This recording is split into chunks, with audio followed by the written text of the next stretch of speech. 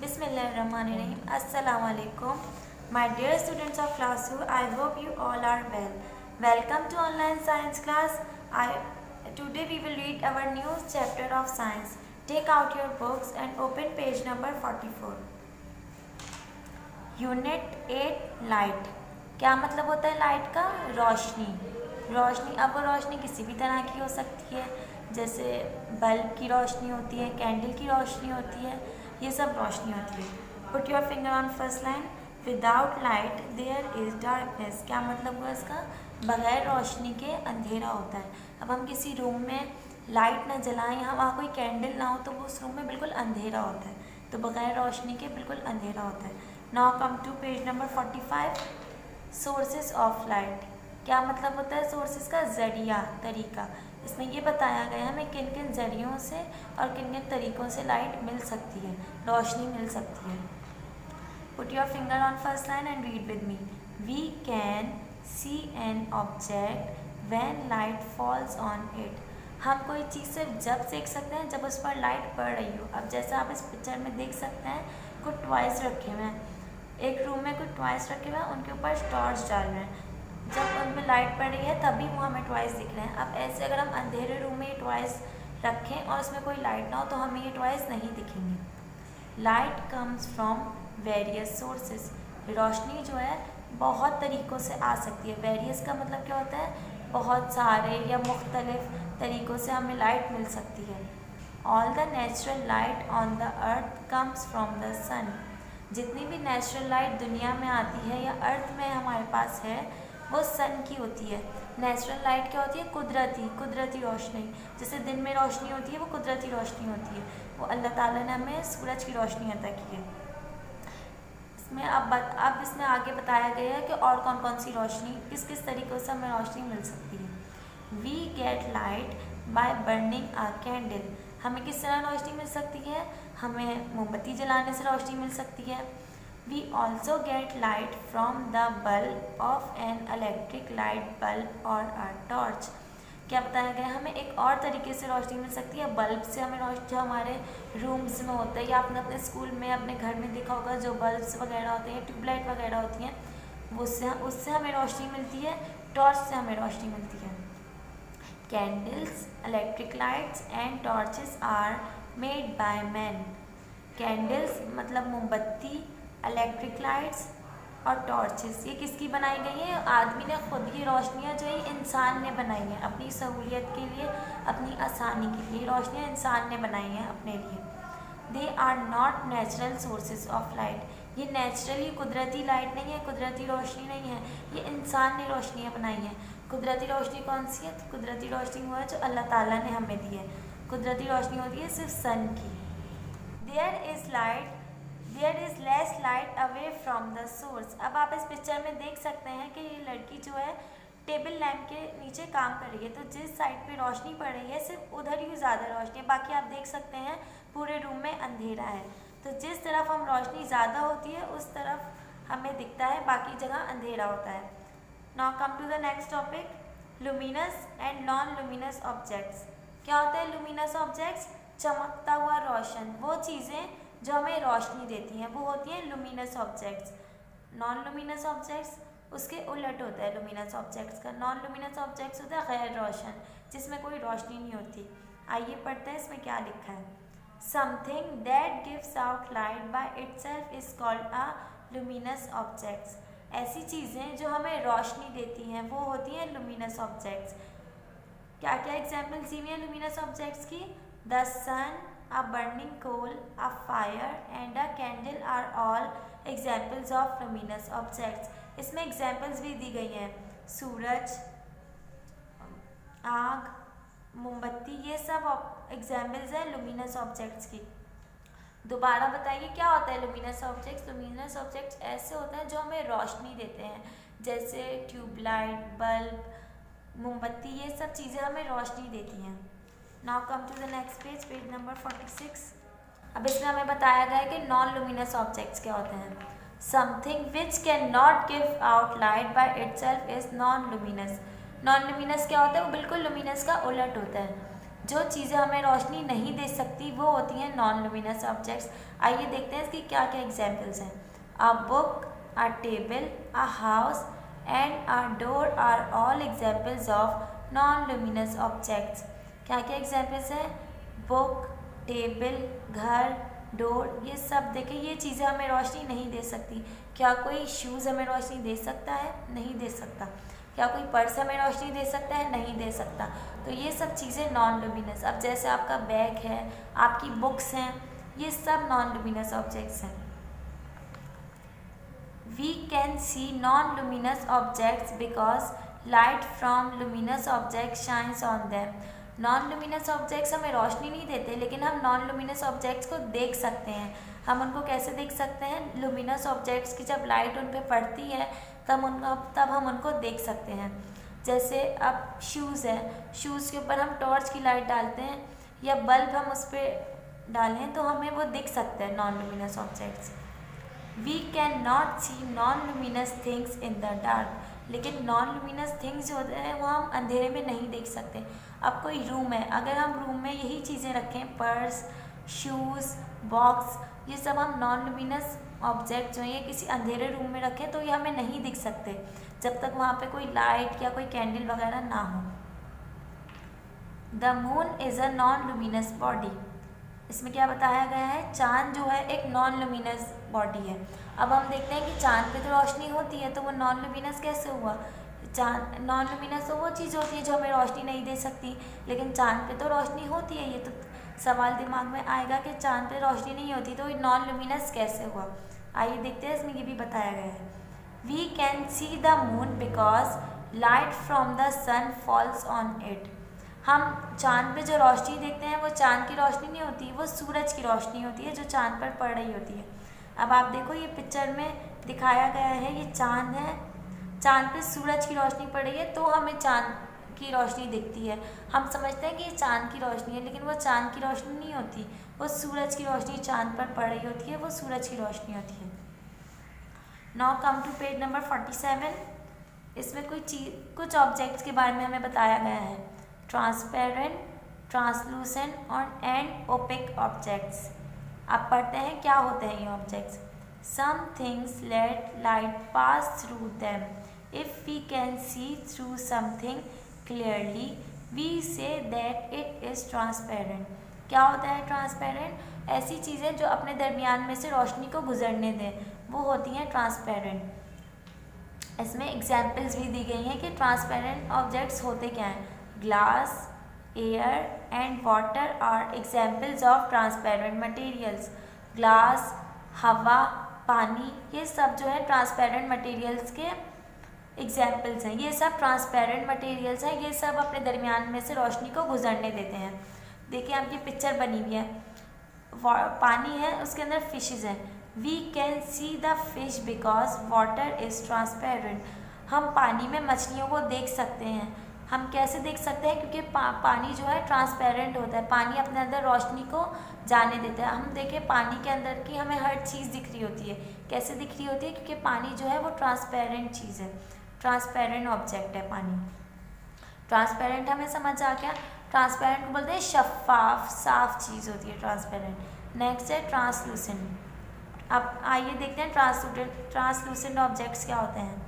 If we can see through something but not clearly we say it translucent.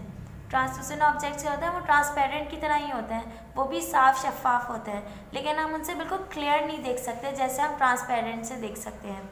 Examples देखते हैं translucent के। Frosted glass, butter paper and tracing paper are examples of translucent materials. अब आप picture में देख सकते हैं किसी के घर में ऐसे डोर होते हो तो उसमें ग्लास देखें, ये शीशा जो देखें, ये ट्रांसलूसेंट की एग्जाम्पल है कि हमें शीशे के उस तरफ दिख तो सकता है लाइट की वजह से, लेकिन बिल्कुल क्लियर नहीं दिखेगा हमें, क्योंकि ये ट्रांसलूसेंट ऑब्जेक्ट है। इसके अलावा बटर पेपर आप सबने देखा होगा बेकिंग वगैरह में, कुकिंग वगैरह में यूज़ होता है। And tracing paper are examples of translucent materials. Tracing paper जिसमें ड्राइंग करते हैं, वो आपने देखा होगा, जिसमें ट्रेस करते हैं हम अपनी ड्राइंग ऊपर रख के, उससे भी हमें दिख तो सकता है दूसरी तरफ, लेकिन बिल्कुल क्लियर नहीं दिखता क्योंकि वो ट्रांसलूसेंट होता है। अब क्या फ़र्क है ट्रांसपेरेंट और ट्रांसलूसेंट में? ट्रांसपेरेंट बिल्कुल शफाफ, बिल्कुल साफ होता है, लेकिन ट्रांसलूसेंट क्या होता है, वो भी साफ होता है लेकिन वो बिल्कुल क्लियर नहीं होता ट्रांसपेरेंट की तरह। नाउ इसमें कुछ पिक्चर्स दिखाई गई हैं। Frosted glass and some plastics are translucent. Frosted glass और कुछ प्लास्टिक जो होती हैं वो ट्रांसलूसेंट की एग्जाम्पल्स हैं। Now come to page number 48। अब इसमें हमें बताया गया है ओपेक ऑब्जेक्ट्स क्या होते हैं।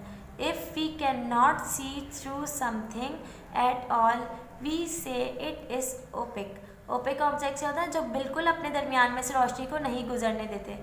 इसकी एग्जाम्पल्स पहले देख लेते हैं। Wood, stone, a brick and cardboard are examples of opaque materials. Opaque materials बने हुए भी हैं यहाँ पे। बुक है, ब्रिक है, ईंट होती है, स्टोन पत्थर है, ये अपने दरमियान में से रोशनी को नहीं गुजरने देते। ये कुछ ओपेक मटेरियल्स दी गई हैं। क्या फ़र्क होता है ट्रांसपेरेंट, ट्रांसलूसेंट एंड ओपेक में? ट्रांसपेरेंट बिल्कुल शफाफ, साफ, जो अपने दरमियान में से रोशनी को गुजरने देते हैं। क्या एग्जाम्पल्स थी ट्रांसपेरेंट की? ग्लास, एयर, वाटर, ये सब एग्जाम्पल्स है ट्रांसपेरेंट की। ये अपने दरमियान में से रोशनी को गुजरने देते हैं, बिल्कुल शफाफ होते हैं। फिर हमने देखा था ट्रांसलूसेंट। ट्रांसलूसेंट भी बिल्कुल साफ शफाफ होता है लेकिन बिल्कुल क्लियर नहीं होते। उनके दरमियान में से भी रोशनी गुजर सकती है लेकिन वो बिल्कुल क्लियर नहीं होते। दूसरा ओपेक ऑब्जेक्ट्स, इसके दरमियान में से बिल्कुल भी रोशनी नहीं गुजर सकती। आई होप आपको समझ आ गया होगा। नेक्स्ट टॉपिक है शेडोज। शेडो क्या होता है? साया। हम किसी भी चीज़ के साया हो सकता है। आइए पढ़ते हैं इसमें क्या लिखा है। A beam of light travels in a straight line. Beam of light क्या होता है? लाइट की शुआ। अब जैसे आप टॉर्च देखें, आप किसी भी चीज़ पर टॉर्च मारें तो देखिए टॉर्च की जो लाइट होती है बिल्कुल स्ट्रेट जाती है। तो इसमें यही बताया गया है, light travels in a straight line. रोशनी जो होती है बिल्कुल सीधी होती है। If an object is placed in the path of light it makes a dark patch. This dark patch is called a shadow.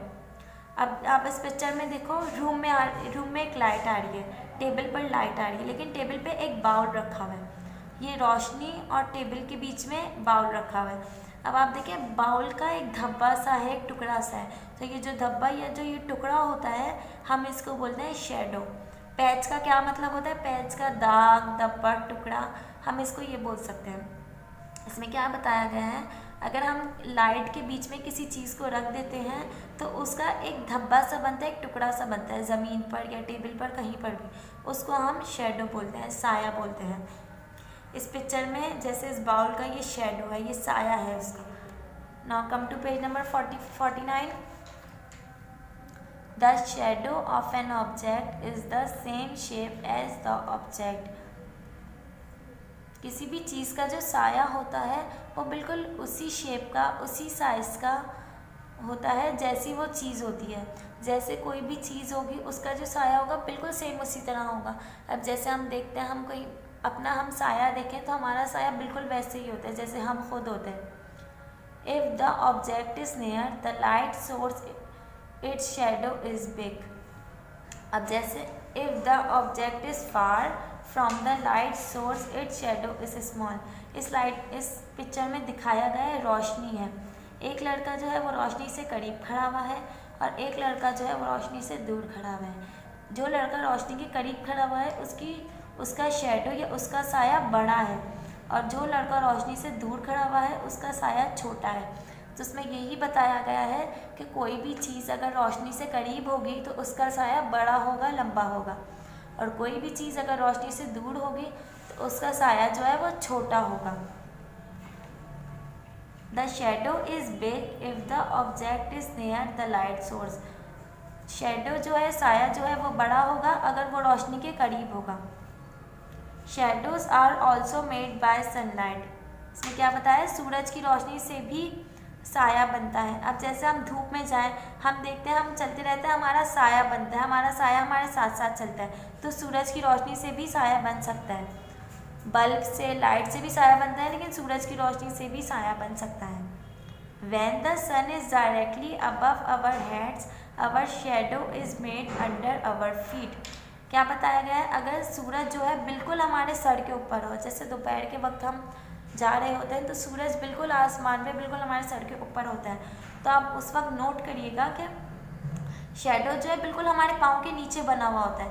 जैसे कि इस पिक्चर में देख सकते हैं, नून मतलब दोपहर का वक्त, इसमें इसका शेडो जो है बिल्कुल इसके पाँव के नीचे है। अंडर मतलब नीचे, बिल्कुल पाँव के नीचे शेडो बना हुआ है, कोई लंबा नहीं या छोटा शेडो नहीं है, छोटा साया नहीं है, बिल्कुल इसके पाँव के नीचे साया बना हुआ है। अबव मतलब ऊपर, above our heads when the sun is directly मतलब बराह रास्त हमारे सर के ऊपर हो।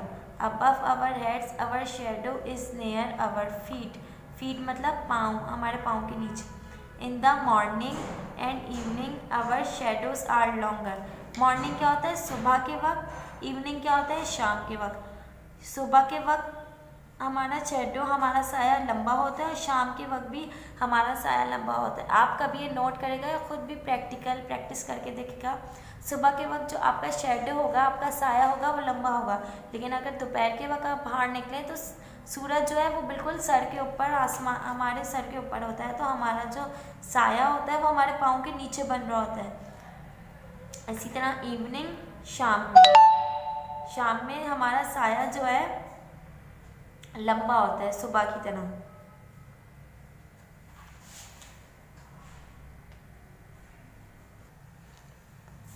ये चैप्टर हमारा फिनिश हो चुका है। आई होप आपको ये समझ आ गया होगा।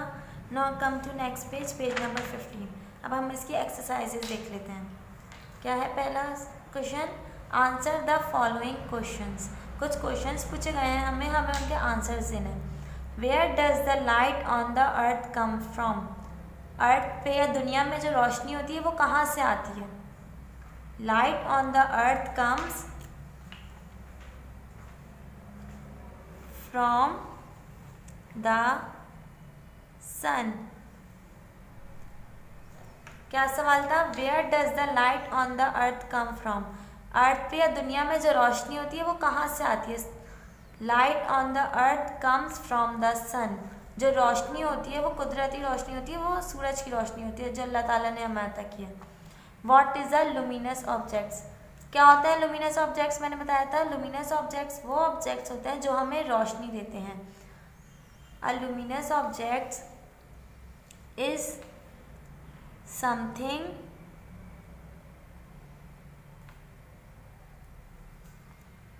which gives out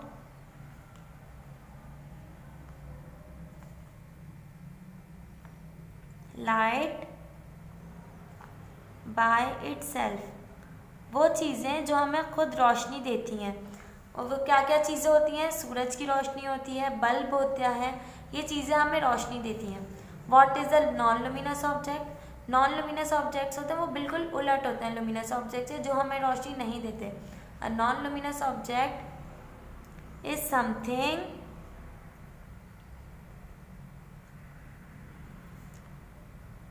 which cannot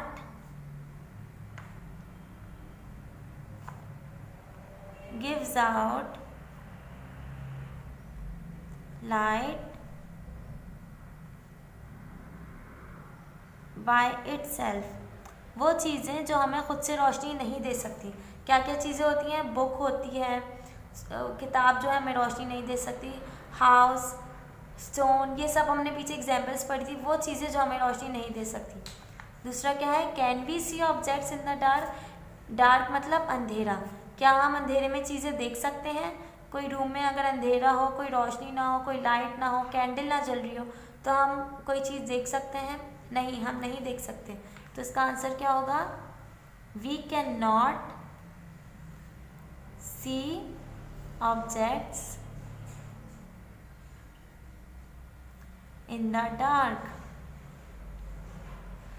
क्या मतलब इसका? कि नहीं, हम नहीं देख सकते अंधेरे में कोई भी चीज़। Is the moon a luminous body? क्या चांद जो है वो लुमिनस बॉडी? लुमिनस क्या होता है? जो हमें खुद से रोशनी देते हैं। क्या चांद लुमिनस बॉडी होता है? नहीं। The moon is a non luminous body. ऐसा क्यों है? हम तो देखते हैं कि चांद पे तो रोशनी होती है, हमने तो देखा है कि चांद, लेकिन वो चांद की रोशनी नहीं होती, वो सूरज की रोशनी होती है जो चांद पर पड़ती है। तो चांद जो है एक नॉन लुमिनस बॉडी, वो हमें रोशनी नहीं दे सकता। नेक्स्ट क्वेश्चन है how is a shadow formed, कैसे बनता है साया। ये पूछा गया है कि हमें साया कैसे बनता है। साया ऐसे बनता है कि अगर हम कोई रोशनी कमरे में आ रही हो, हम उस रोशनी के बीच में कोई भी चीज़ रख दें, कोई भी बाउल बैग, तो हम देखें तो उसका एक धब्बा सा, एक टुकड़ा सा बन जाता है ज़मीन पर या कहीं पर भी। तो वो जो धब्बा या वो टुकड़ा होता है वो होता है साया, उसको बोलते हैं हम साया। A shadow is formed when an object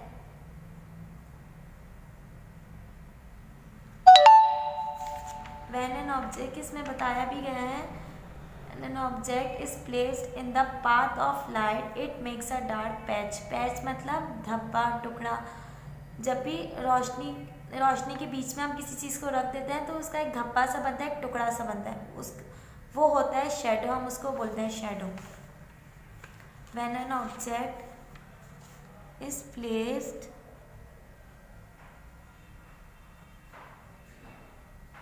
in the path मतलब रास्ता of light it makes a dark patch।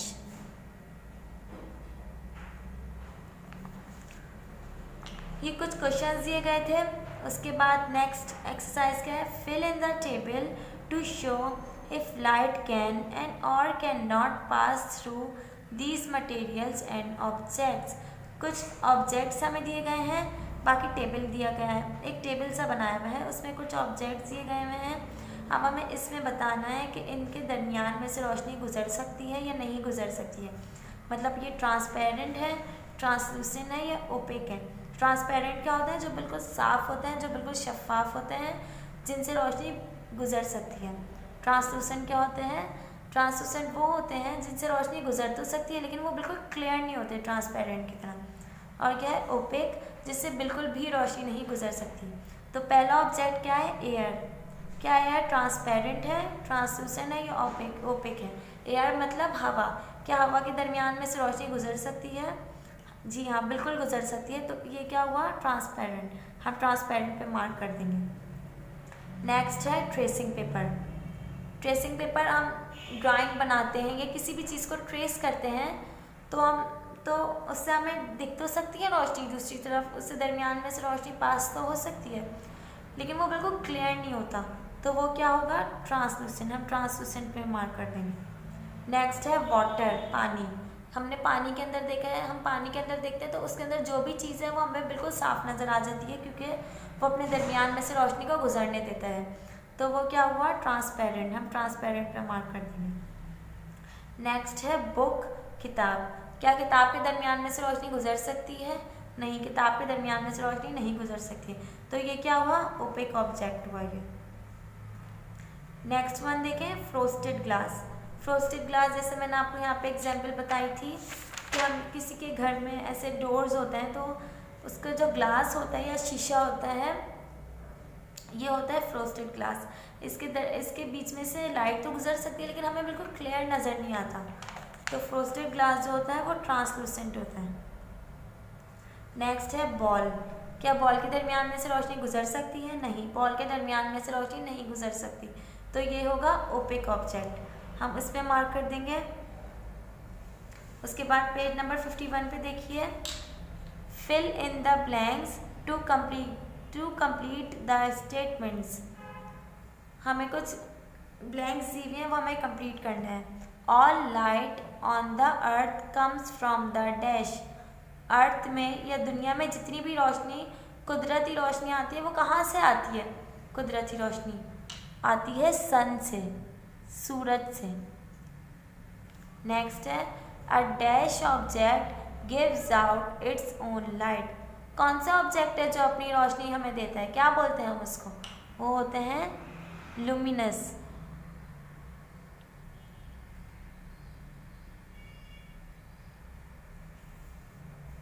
Third पे देखिए, the moon is a dash object. चांद जो है कौन सा ऑब्जेक्ट है वो, क्या चांद हमें रोशनी दे सकता है, नहीं, चांद हमें रोशनी नहीं दे सकता, क्योंकि जो चांद पे रोशनी होती है वो उसको सूरज की तरफ से मिलती है। तो चांद कौन सा ऑब्जेक्ट है? Non luminous.